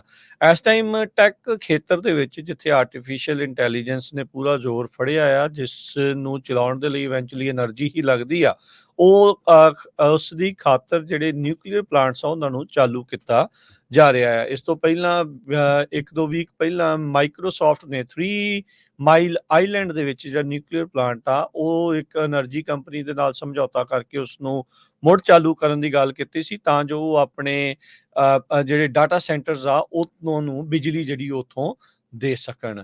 ਸੋ ਫੈਡਰਲ ਅਧਿਕਾਰੀਆਂ ਨੇ ਫਾਈਨਲਾਈਜ਼ ਕਰ ਲਿਆ ਆ ਵੀ ਜਿਹੜਾ ਪੈਲੀਸੇਡਸ ਨਿਊਕਲੀਅਰ ਪਲਾਂਟ ਆ ਜੋ ਕਿ ਸਾਊਥ ਵੈਸਟ ਮਿਸ਼ੀਗਨ ਦੇ ਵਿੱਚ ਪੈਂਦਾ ਆ ਉਸ ਨੂੰ ਜਿਹੜਾ ਰੀਸਟਾਰਟ ਕੀਤਾ ਜਿਹੜਾ ਉਹ ਜਾਊਗਾ। ਇਹਦਾ ਮਤਲਬ ਵੀ ਜਿਹੜੇ ਪਲਾਂਟ ਦੇ ਓਨਰ ਆ ਉਹ ਹੁਣ ਉੱਤੇ ਮਨੀ ਸਪੈਂਡ ਕਰ ਸਕਦੇ ਆ ਰਿਪੇਅਰ ਤੇ ਉਸ ਨੂੰ ਅਪਗ੍ਰੇਡ ਕਰਨ ਦੇ ਲਈ। USDEA ਡਿਪਾਰਟਮੈਂਟ ਆਫ ਐਨਰਜੀ ਤੇ ਡਿਪਾਰਟਮੈਂਟ ਆਫ ਐਗਰੀਕਲਚਰ ਉਹਨਾਂ ਨੇ ਅਨਾਉਂਸ ਕੀਤਾ ਸੀਗਾ ਅੱਜ ਇਸ ਦੇ ਜਿਹੜਾ ਉਹ ਬਾਰੇ ਵੀ 2 ਜਿਹੜੇ ਰੂਰਲ ਪੇਂਡੂ ਜਿਹੜੇ ਇਲੈਕਟ੍ਰਿਕ ਕੋਆਪਰੇਟਿਵਸ ਆ ਉਹਨਾਂ ਨੂੰ ਸਾਂਝੇ ਤੌਰ ਦੇ ਉੱਤੇ ਇਹ ਜਿਹੜੀ ਫੈਸਿਲਿਟੀ ਆ ਉਹ $1.3 ਬਿਲੀਅਨ ਦੇ ਵਿੱਚ ਉਹ ਖਰੀਦਣਗੇ। ਸੋ ਕਹਿੰਦੇ ਵੀ 9 ਸਤੰਬਰ ਨੂੰ ਜਿਹੜੇ ਬ੍ਰਿਜ ਮਿਸ਼ੀਗਨ ਆ ਉਹਨਾਂ ਨੇ ਪਹਿਲੀ ਵਾਰੀ ਰਿਪੋਰਟ ਕੀਤਾ ਸੀਗਾ ਇਸ ਜਿਹੜੀਆਂ ਗ੍ਰਾਂਟਸ ਆ ਉਸ ਦੇ ਜਿਹੜਾ ਉਹ ਬਾਬਤ ਮਈ 2022 ਦੇ ਵਿੱਚ ਅਖੀਰਲੀ ਵਾਰ ਇਸ ਨੂੰ ਜਿਹੜਾ ਉਹ ਬੰਦ ਕਰ ਦਿੱਤਾ ਗਿਆ ਸੀਗਾ ਮਿਸ਼ੀਗਨ ਦੇ ਇਸ ਨਿਊਕਲੀਅਰ ਪਲਾਂਟ ਦੇ ਵਿੱਚ। ਉਸ ਟਾਈਮ ਦੇ ਉੱਤੇ ਕਹਿੰਦੇ ਵੀ ਦੌਰ ਚੱਲ ਰਿਹਾ ਸੀ ਸਾਰੇ ਪਾਸੇ ਮੁਲਕ ਦੇ ਵਿੱਚ ਹੋਰ ਜਿਹੜੇ ਨਿਊਕਲੀਅਰ ਪਲਾਂਟ ਆ ਪਰਮਾਣੂ ਸ਼ਕਤੀ ਨਾਲ ਚੱਲਣ ਵਾਲੇ ਜਿਹੜੇ ਬਿਜਲੀ ਉਤਪਾਦਨ ਕੇਂਦਰ ਆ ਉਹਨਾਂ ਨੂੰ ਜਿਹੜਾ ਉਹ ਬੰਦ ਕੀਤਾ ਜਾ ਰਿਹਾ ਸੀਗਾ। ਸੋ ਹੁਣ ਮੁੜ ਦੁਬਾਰਾ ਜਿਹੜੇ ਉਹ ਚਾਲੂ ਕੀਤੇ ਜਾ ਰਹੇ ਆ। ਸੋ ਹੋਪਫੁਲੀ ਜਿਹੜਾ ਕੈਲੀਫੋਰਨੀਆ ਵਾਲਾ ਆ ਉਹ ਵੀ ਚਾਲੂ ਰਵੇ। ਨਿਊਕਲੀਅਰ ਐਨਰਜੀ ਨੂੰ ਲੈ ਕੇ ਰੌਲਾ ਤਾਂ ਪੈਂਦਾ ਰਹਿੰਦਾ ਆ, ਐਕਟਿਵਿਸਟ ਅਜੇ ਵੀ ਕਹਿੰਦੇ ਵੀ ਅਨਸੇਫ ਆ, ਪਰ ਜਿਹੜੀ ਗ੍ਰੀਨ ਐਨਰਜੀ ਦੀ ਇਹ ਗੱਲ ਕਰ ਰਹੇ ਆ ਜਿੰਨੇ ਬਿਜਲੀ ਇਹਨਾਂ ਨੂੰ ਚਾਹੀਦੀ ਆ ਉਹਦੇ ਲਈ ਲੱਗਦਾ ਤਾਂ ਇਹੀ ਆ ਵੀ ਨਿਊਕਲੀਅਰ ਪਲਾਂਟਸ ਦਾ ਜਿਹੜਾ ਸਹਾਰਾ ਲੈਣਾ ਪਵੇਗਾ। 53 ਸਾਲ ਪੁਰਾਣਾ ਹੈ ਜਿਹੜਾ ਓਵਰਆਲ ਨਿਊਕਲੀਅਰ ਪਾਵਰ ਪਲਾਂਟ ਆ। ਫੈਡਰਲ ਰਿਜ਼ਰਵ ਬੋਰਡ ਦੇ ਚੇਅਰਮੈਨ ਜਰੋਮ ਪਾਵਲ ਉਹ ਆਪਣਾ ਜਿਹੜੀ ਰੀਸੈਂਟਲੀ ਉਹਨਾਂ ਨੇ ਇੰਟਰਸਟ ਰੇਟ ਘਟਾਇਆ ਹੈਗਾ ਉਹਨੂੰ ਲੈ ਕੇ ਆਪਣੇ ਜਿਹੜੇ ਬਿਆਨ ਆ ਉਹ ਜਾਰੀ ਕਰਨ ਜਾ ਰਹੇ ਆ ਕਿਉਂਕਿ ਬਹੁਤ ਸਾਰੇ ਜਿਹੜੇ ਪ੍ਰੋਫੈਸ਼ਨਲ ਇਕੋਨੋਮਿਸਟ ਤੇ ਫੋਰਕਾਸਟਰਸ ਹੈਗੇ ਆ ਉਹਨਾਂ ਨੇ ਇਹ ਕਿਹਾ ਵੀ ਜਰੋਮ ਪਾਵਲ ਉਹਨਾਂ ਨੇ ਵੱਡੀ ਮਿਸਟੇਕ ਕੀਤੀ ਆ ਪਿਛਲੀ ਵਾਰੀ ਜਦੋਂ ਇੰਟਰਸਟ ਰੇਟ ਘਟਾਇਆ ਆ ਉਹ ਇੰਨਾ ਨਹੀਂ ਘਟਾਉਣਾ ਚਾਹੀਦਾ ਸੀ। ਸੋ ਫੈਡਰਲ ਰਿਜ਼ਰਵ ਬੋਰਡ ਦੇ ਸੰਬੰਧ ਦੇ ਵਿੱਚ 32 ਦੇ ਕਰੀਬ ਜਿਹੜੇ ਪ੍ਰੋਫੈਸ਼ਨਲ ਫੋਰਕਾਸਟਰਸ ਆ ਉਹਨਾਂ ਨੇ national association for business economics ਜੋ ਆ ਉਹਦਾ ਵੱਲੋਂ ਸਰਵੇ ਕੀਤਾ ਗਿਆ ਉਹਨਾਂ ਦਾ, ਜਿਨ੍ਹਾਂ ਨੇ ਕਿਹਾ 45% ਨੇ ਕਿਹਾ ਵੀ ਇਹਨਾਂ ਨੇ ਮਿਸਟੇਕ ਕੀਤੀ ਆ ਤੇ ਜਿਹਦੇ ਨਾਲ ਆਉਣ ਵਾਲੇ 12 ਮਹੀਨਿਆਂ ਦੇ ਵਿੱਚ ਇਹ ਉਲਟਾ ਅਸਰ ਵੀ ਪੈ ਸਕਦਾ ਹੈਗਾ ਆ।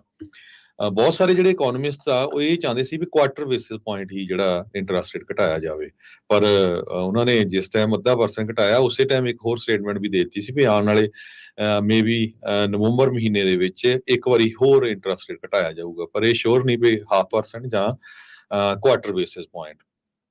ਤੇ ਉਸ ਸੰਬੰਧ ਦੇ ਵਿੱਚ ਇਸ਼ੂ ਵੱਡੇ ਆ। ਕੱਲਾ ਜਿਹੜਾ ਇਨਫਲੇਸ਼ਨ ਨਹੀਂ ਹੈਗੇ, ਕਹਿੰਦੇ ਵੀ US ਪ੍ਰੈਜ਼ੀਡੈਂਸ਼ੀਅਲ ਇਲੈਕਸ਼ਨ ਹੋਣੀ ਆ, ਕੌਣ ਪ੍ਰੈਜ਼ੀਡੈਂਟ ਬਣਦਾ ਉਹ ਇਫੈਕਟ ਕਰੂਗਾ। US ਦੇ ਵਿੱਚ ਕਾਂਗਰਸ 'ਚ ਕਿਹਦਾ ਕੰਟਰੋਲ ਹੁੰਦਾ, ਸੈਨੇਟ 'ਚ ਕਿਹਦਾ ਕੰਟਰੋਲ ਹੁੰਦਾ। ਦੂਸਰੇ ਪਾਸੇ ਯੂਕਰੇਨ ਦੀ ਲੜਾਈ ਜਿਹੜੀ ਆ 2 ਸਾਲ ਤੋਂ ਵੱਧ ਸਮਾਂ ਹੋ ਗਿਆ ਤੇ ਪਿਛਲੇ ਕੁਝ ਦਿਨਾਂ ਦੇ ਵਿੱਚ ਮਿਡਲ ਈਸਟ ਦੇ ਵਿੱਚ ਜਿਹੜੀ ਜੰਗ ਆ ਉਹ ਹੁਣ ਪਾਲਸਤੀਨੀਅਨ ਵਾਲੇ ਏਰੀਆ ਨੂੰ ਛੱਡ ਕੇ ਹਮਾਸ ਵਾਲਾ ਏਰੀਆ ਛੱਡ ਕੇ ਹੁਣ ਲੈਬਨਾਨ 'ਚ ਵੀ ਸ਼ੁਰੂ ਹੋ ਗਈ ਆ। ਇਰਾਨ ਬਾਰੇ US ਨੇ ਅੱਜ ਸਟੇਟਮੈਂਟ ਜਾਰੀ ਕੀਤੀ ਆ ਵੀ ਉਹ ਕਿਸੇ ਟਾਈਮ ਵੀ ਅਟੈਕ ਕਰ ਸਕਦੇ ਆ। ਸੋ ਇਹ ਜਿਹੜੀ ਗਲੋਬਲ ਲੈਵਲ ਤੇ ਕੀ ਕੁਝ ਵਾਪਰ ਰਿਹਾ ਆ ਇਹ ਸਾਰਾ ਕੁਝ ਇਕੋਨਮੀ ਨੂੰ ਕਾਫੀ ਵੱਡਾ ਜਿਹੜਾ ਆ ਇਹ ਅਸਰ ਕਰ ਸਕਦਾ ਹੈਗਾ ਆ। ਸੋ ਦੇਖਦੇ ਹਾਂ ਫੈਡਰਲ ਰਿਜ਼ਰਵ ਬੋਰਡ ਦੇ ਚੇਅਰਮੈਨ ਇਸ ਸੰਬੰਧ ਦੇ ਵਿੱਚ ਕੀ ਕਹਿੰਦੇ ਹੈ। ਜੀ ਅਗਲੀ ਖਬਰ ਆਪਣੇ ਗੁਆਂਢੀ ਮੁਲਕ ਕੈਨੇਡਾ ਤੋਂ ਆ ਰਹੀ ਹੈ ਹਰਜੋਤ ਸਿੰਘ ਜੀ, ਜਿੱਥੇ ਮਹਾਰਾਜਾ ਰਣਜੀਤ ਸਿੰਘ ਦੇ ਪੁੱਤ ਦੇ ਨਾਲ ਜਿਹੜਾ ਕਹਿੰਦੇ ਵੀ ਮਾੜਾ ਸਲੂਕ ਕੀਤਾ ਗਿਆ ਆ। ਜਿਹੜੇ ਫੈਲਸਤੀਨ ਲੋਕ ਦੇ ਪ੍ਰੋ ਪੈਲਸਟੀਨੀ ਜਿਹੜੇ ਮੁਜ਼ਾਹਰਾਕਾਰੀ ਸੀਗੇ, ਉਹਨਾਂ ਨੇ ਮਹਾਰਾਜਾ ਰਣਜੀਤ ਸਿੰਘ ਦੇ ਜਿਹੜੇ ਬੁੱਤ ਆ ਉਸ ਦੇ ਉੱਤੇ ਜਿਹੜਾ ਖੀਫ ਆ ਉਹ ਜਿਹੜਾ ਕੱਪੜਾ ਜਿਹਾ ਚੜ੍ਹਦੇ ਆ ਉਹ ਪਾਤਾ, ਨਾਲ ਉਸ ਦੀ ਬੇਹੁਰਮਤੀ ਜਿਹੜੀ ਕੀਤੀ ਆ, ਝੰਡੇ ਵੀ ਜਿਹੜੇ ਆ ਉਸ ਦੇ ਉੱਤੇ ਫੈਲਸਤੀਨ ਦੇ ਜਿਹੜੇ ਆ ਉਹ ਲਾਏ ਹੈਗੇ ਆ। ਆਮ ਤੌਰ ਦੇ ਉੱਤੇ ਸਿੱਖ ਭਾਈਚਾਰੇ ਦੇ ਵਿੱਚ ਫੈਲਸਤੀਨ ਦੇ ਲੋਕਾਂ ਦੇ ਨਾਲ ਹਮਦਰਦੀ ਆ, ਪਰ ਇਦਾਂ ਦਾ ਜਿਹੜਾ ਕੰਮ ਕਰਕੇ ਜਿਹੜੇ ਫੈਲਸਤੀਨੀ ਲੋਕ ਆ ਉਹ ਇਸ ਹਮਦਰਦੀ ਨੂੰ ਜਿਹੜਾ ਉਹ ਗਵਾ ਸਕਦੇ ਨੇ। ਇਹ ਇਹਨਾਂ ਨੂੰ ਥੋੜੀ ਬਹੁਤੀ ਜਿਹੜੀ ਉਹ ਸਮਝ ਤੋਂ ਬੂਝ ਤੋਂ ਜਿਹੜਾ ਉਹ ਅਕਲ ਤੋਂ ਜਿਹੜਾ ਕੰਮ ਲੈਣਾ ਚਾਹੀਦਾ ਹੈ। ਇਜ਼ਰਾਈਲ ਦੇ ਨਾਲ ਤੁਹਾਡਾ ਜਿਹੜਾ ਆ ਉਹ ਟਾਕਰਾ ਹੈਗਾ ਆ, ਤੁਸੀਂ ਉਹਦੇ ਨਾਲ ਲੜ ਰਹੇ ਆ। ਆਮ ਲੋਕ ਹਮਦਰਦੀ ਜਿਹੜੇ ਪ੍ਰਗਟਾ ਰਹੇ, ਇੱਥੋਂ ਤੱਕ ਕਿ ਕੈਂਪਸਸ ਦੇ ਵਿੱਚ ਵੀ ਆਪਾਂ ਦੇਖਿਆ ਵੀ ਇਹਨਾਂ ਦੇ ਹੱਕਾਂ ਦੇ ਵਿੱਚ ਸਟੂਡੈਂਟਸ ਤੱਕ ਨੇ ਜਿਹੜੇ ਆ ਉਹ ਮੁਜ਼ਾਹਰੇ ਵੀ ਕੀਤੇ, ਉੱਥੇ ਜਿਹੜੇ ਕੈਂਪ ਵੀ ਲਾ ਕੇ ਬਹਿ ਗਏ, ਕਈਆਂ ਨੂੰ ਆਪਣੀਆਂ ਨੌਕਰੀਆਂ ਤੋਂ ਸਕੂਲ ਤੋਂ ਵੀ ਜਿਹੜਾ ਉਹ ਹੱਥ ਜਿਹੜੇ ਉਹ ਧੋਣੇ ਪਏ। ਤੇ ਹੁਣ ਜਿਹੜੀ ਕਮਿਊਨਿਟੀ ਉਹਨਾਂ ਦਾ ਸਾਥ ਦੇ ਰਹੀ ਆ, ਉਹਨਾਂ ਦੇ ਜਿਹੜੇ ਕਹਿ ਲਓ ਵੀ ਉਹ ਜਿਹੇ ਰਾਜੇ ਮਹਾਰਾਜੇ ਜਾਂ ਅਜਿਹੇ ਲੀਡਰਸ ਆ, ਉਹਨਾਂ ਦੇ ਬੁੱਤ, ਉਹਨਾਂ ਦੀਆਂ ਜਿਹੜੇ ਸਮਾਰਕਾਂ ਦੇ ਉੱਤੇ ਇਦਾਂ ਦੇ ਪੁੱਠੇ ਕੰਮ ਕਰਕੇ ਜਿਹੜੀ ਇਹਨਾਂ ਨੇ ਮਾੜੀ ਜਿਹੜੀ ਕੰਮ ਜਿਹੜਾ ਇੱਕ ਜਿਹੜੀ ਉਹ ਪਾ ਰਹੇ ਆ। ਸੋ ਇਹ ਬੜੀ ਮੂਰਖਤਾ ਭਰੀ ਜਿਹੜੀ ਇਹਨਾਂ ਦੀ ਹਰਕਤ ਆ, ਤੇ ਇਹਦੇ ਨਾਲ ਜਿਹੜੀ ਸਿੱਖ ਹਮਾਇਤ ਆ ਉਹ ਗਵਾ ਸਕਦੇ ਆ। ਇਹ ਮਾਲਟਨ ਕੈਨੇਡਾ ਦੇ ਵਿੱਚ ਮਹਾਰਾਜਾ ਰਣਜੀਤ ਸਿੰਘ ਦਾ ਬੁੱਤ ਆ, ਜਿੱਥੇ ਇਹ ਸਾਰਾ ਕੁਛ ਜਿਹੜਾ ਉਹ ਬੇਕਿਰਕਰੀ ਕਹਿ ਸਕਦੇ ਆ ਵੀ ਇਹ ਪ੍ਰਦਰਸ਼ਨਕਾਰੀਆਂ ਨੇ ਮਹਾਰਾਜਾ ਰਣਜੀਤ ਸਿੰਘ ਦੇ ਬੁੱਤ ਦੇ ਨਾਲ ਕੀਤੀ ਹੈਗੀ ਆ। ਜੀ, ਸੋ ਬਿਲਕੁਲ ਸੋ ਤੁਹਾਨੂੰ ਦੱਸਦੇ ਜਾਈਏ, ਇਹਨਾਂ ਦਾ ਜਿਹੜਾ ਲੀਡਰ ਯਾਸਰ ਅਰਾਫਾਤ ਸੀ, ਉਹ ਤੋਂ ਪਹਿਲਾਂ ਹੀ ਸਿੱਖ ਬੜੇ ਔਖੇ ਸੀ, ਕਿਉਂਕਿ ਜਿਸ ਟਾਈਮ ਦੇ ਉੱਤੇ ਇੰਦਰਾ ਗਾਂਧੀ ਨੇ ਦਰਬਾਰ ਸਾਹਿਬ ਤੇ ਹੋਰ ਗੁਰੂ ਘਰਾਂ ਤੇ ਹਮਲਾ ਕੀਤਾ ਸੀ ਤੇ ਇਸ ਨੇ ਉਹਨੂੰ ਵਧਾਈਆਂ ਦਿੱਤੀਆਂ ਸੀ। ਪਰ ਸਿੱਖ ਇਨਕਲੂਡਿੰਗ ਬਾਹਰ ਵਸਦੇ ਵੀ ਜਿੰਨੇ ਪੰਜਾਬੀ ਹੈਗੇ ਆ, ਉਹ ਇਹਨਾਂ ਦੇ ਜਿਹੜਾ ਜ਼ੁਲਮ ਹੁੰਦਾ ਆ ਉਹਦੇ ਹੱਕ ਦੇ ਵਿੱਚ ਹਾਂ ਦਾ ਨਾਰਾ ਮਾਰਦੇ ਆ। ਪਰ ਜੇ ਉਹਨਾਂ ਵੱਲੋਂ ਇਹ, ਹਾਲਾਂਕਿ ਸਿੱਖਾਂ ਦਾ ਤਾਂ ਉਹਦੇ ਚ ਕੋਈ ਲੈਣਾ ਦੇਣਾ ਹੀ ਨਹੀਂ ਹੈ, ਨਾ ਇਜ਼ਰਾਈਲ ਤਾਂ ਫਲਸਤੀਨੀਆਂ ਦੇ ਵਿੱਚ, ਤੁਸੀਂ ਬਿਨਾਂ ਕਿਸੇ ਗੱਲ ਤੇ ਜਿਹੜਾ ਹੋਰ ਮਿਨੋਰਿਟੀ ਨੂੰ ਆਪਣੇ ਨਾਲੋਂ ਤੋੜਦੇ ਆ, ਇਹ ਬਿਲਕੁਲ ਸਹੀ ਨਹੀਂ ਹੈਗਾ। ਜੀ ਬਿਲਕੁਲ। ਸਮਾਂ ਆਪਣਾ ਜਿਹੜਾ ਉਹ ਸਮਾਪਤ, ਜਾਂਦੇ ਜਾਂਦੇ ਦੱਸ ਜੀ ਵੀ ਐਜੂਕੇਸ਼ਨ ਡਿਪਾਰਟਮੈਂਟ ਨੇ ਡੈਡਲਾਈਨ ਉਹਨਾਂ ਡੀਫਾਲਟ ਕੀਤੇ ਹੋਏ ਜਿਹੜੇ ਸਟੂਡੈਂਟ ਲੋਨ ਬੋਰਵਰਸ ਦੇ ਲਈ, ਜਿਨ੍ਹਾਂ ਦੇ ਉੱਤੇ ਸਟੂਡੈਂਟ ਲੋਨਸ ਆ, ਉਹਨਾਂ ਦੀ ਐਕਸਟੈਂਡ ਜਿਹੜੀ ਉਹ ਕੀਤੀ ਆ ਤਾਂ ਜੋ ਉਹ ਕਰੰਟ ਹੋ ਸਕਣ। ਫਰੈਸ਼ ਸਟਾਰਟ ਪ੍ਰੋਗਰਾਮ ਦੇ ਤਹਿਤ ਐਜੂਕੇਸ਼ਨ ਡਿਪਾਰਟਮੈਂਟ ਨੇ ਇਹ ਜਿਹੜੀ ਡੈਡਲਾਈਨ ਆ ਉਸ ਨੂੰ ਅੱਗੇ ਨੂੰ ਜਿਹੜਾ ਉਹ ਵਧਾਇਆ ਆ। ਸੋ ਜੇ ਤੁਹਾਡੇ ਉੱਤੇ ਵੀ ਸਟੂਡੈਂਟ ਲੋਨਸ ਹੈਗੇ ਨੇ, ਤੁਸੀਂ ਇੱਕ ਵਾਰੀ ਕਨਫਰਮ ਕਰ ਲਓ, ਮੇਕ ਸ਼ੋਰ ਕਰ ਲਓ। ਜੇ ਤੁਸੀਂ ਕੋਵਿਡ ਦੇ ਦੌਰਾਨ ਇਹਨਾਂ ਨੇ ਕਿਹਾ ਸੀਗਾ ਵੀ ਤੁਹਾਨੂੰ ਦੇਣ ਦੀ ਲੋੜ ਨਹੀਂ ਅਜੇ, ਫਿਰ ਬਾਅਦ ਦੇ ਵਿੱਚ ਚਾਲੂ ਕੀਤਾ, ਫਿਰ ਇਹਨਾਂ ਨੇ ਮਾਫ ਕੀਤੇ, ਫਿਰ ਅਦਾਲਤ ਦੇ ਵਿੱਚ ਕੇਸ ਗਏ, ਉੱਥੇ ਨਾ ਵੀ ਹੋਈ, ਬੜਾ ਕੁਝ ਜਿਹੜਾ ਉਹ ਚੱਲਦਾ ਆ ਰਿਹਾ ਲਗਾਤਾਰ ਐਜੂਕੇਸ਼ਨ ਡਿਪਾਰਟਮੈਂਟ ਦੇ ਨਾਲ। ਮੇਕ ਸ਼ੋਰ ਕਰੋ ਵੀ ਜੇ ਤੁਸੀਂ ਫਰੈਸ਼ ਸਟਾਰਟ ਪ੍ਰੋਗਰਾਮ ਦੇ ਤਹਿਤ ਉਸ ਦੇ ਨਾਲ ਜੁੜੇ ਹੋਏ ਆ, ਤਾਂ ਤੁਹਾਨੂੰ ਜਿਹੜੇ ਡਿਫਾਲਟ ਕੀਤੇ ਹੋਏ ਜਿਹੜੇ ਸਟੂਡੈਂਟ ਲੋਨ ਬੋਰਵਰਸ ਆ, ਉਹਨਾਂ ਨੂੰ ਬੁੱਧਵਾਰ ਤੱਕ ਦੀ ਸਵੇਰ ਦਾ ਜਿਹੜਾ ਉਹ ਵਕਤ ਮਿਲਿਆ ਆ ਵੀ ਉਹ ਕਰੰਟ ਇਸ ਦੇ ਵਿੱਚ ਹੋ ਜਾਣ, ਤਾਂ ਜੋ ਉਹਨਾਂ ਦੀ ਜਿਹੜੀ ਕ੍ਰੈਡਿਟ ਰੇਟਿੰਗਸ ਆ ਉਸ ਦੇ ਉੱਤੇ ਜਿਹੜਾ ਉਹ ਅਸਰ ਨਹੀਂ ਪਊਗਾ, ਡੈਲੀਕੁਐਂਸੀਜ਼ ਦੇ ਉੱਤੇ ਜਿਹੜਾ ਉਹ ਅਸਰ ਨਹੀਂ ਪਊਗਾ। ਸੋ ਮੇਕ ਸ਼ੋਰ ਕਰ ਲਓ, ਤੁਹਾਨੂੰ ਬੁੱਧਵਾਰ ਤੱਕ ਦੀ ਸਵੇਰ ਦਾ ਵਕਤ ਦਿੱਤਾ ਹੈ ਐਜੂਕੇਸ਼ਨ ਡਿਪਾਰਟਮੈਂਟ ਨੇ ਸਟੂਡੈਂਟ ਲੋਨ ਬੋਰਵਰਸ ਨੂੰ, ਜਿਹੜੇ ਫਰੈਸ਼ ਸਟਾਰਟ ਪ੍ਰੋਗਰਾਮ ਦੇ ਤਹਿਤ ਪਹਿਲਾਂ ਜਿਹੜੇ ਡਿਫਾਲਟ ਕਰ ਗਏ ਸੀ, ਵੀ ਭਾਈ ਉਹ ਆਪਣੇ ਆਪ ਨੂੰ ਕਰੰਟ ਕਰ ਲੈਣ। ਹੁਣ ਲੈਣੇ ਜੀ ਇਜਾਜ਼ਤ, ਸਭ ਨੂੰ ਹੀ ਪਿਆਰ ਭਰੀ ਸਤਿ ਸ਼੍ਰੀ ਅਕਾਲ।